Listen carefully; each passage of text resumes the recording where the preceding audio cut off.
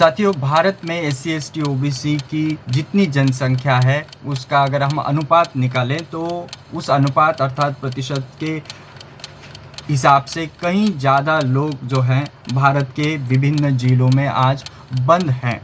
यह बात एनसीआरबी अर्थात नेशनल क्राइम रिकॉर्ड्स ब्यूरो के रिपोर्ट से सामने आई है।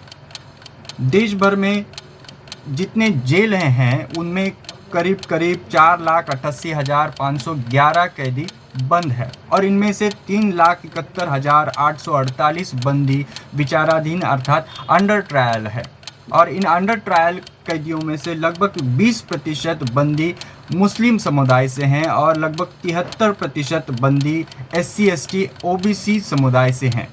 अनुसूचित जाति की संख्या भारत की आबादी का करीब 16.6% है। सभी विचाराधीन बंदियों का लगभग 21% और सभी दोषियों का लगभग 21% बंदी वर्ग जो हैं ये अनुसूचित जाति अर्थात एससी वर्ग से आता है।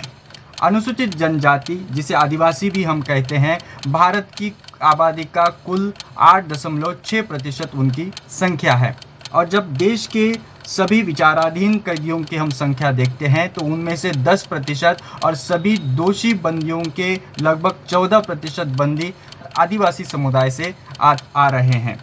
भारत में ओबीसी की जनसंख्या 41% बताई जा रही है जबकि वह 52 अर्थात 52% है और देश के जेलों में विचाराधीन कैदियों में से ओबीसी की कुल संख्या 41% है और दोषी बंदियों में से लगभग 37% बंदी ओबीसी वर्ग से आते हैं।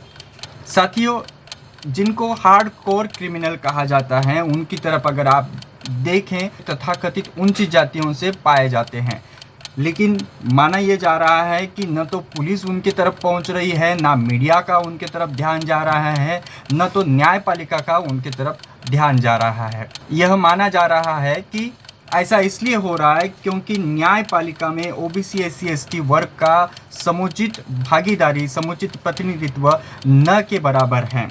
आरोप यह भी लगते आ रहा है कि कॉलेजियम सिस्टम के माध्यम से कुछ खास परिवारों के लोग और तथाकथित ऊंची जातियों के लोग ही सुप्रीम कोर्ट, उच्च न्यायालय में न्यायाधीश के रूप में नियुक्त होते आ रहे हैं और यह अपने वर्गीय चरित्र के हिसाब से फैसले देते आ रहे हैं।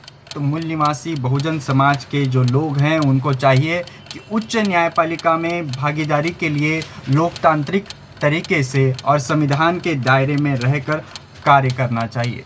अगर आपको यह जानकारी समाज जागरूकता के लिए महत्वपूर्ण लगती है तो कृपया इसे लाइक कीजिए और शेयर कीजिए। धन्यवाद।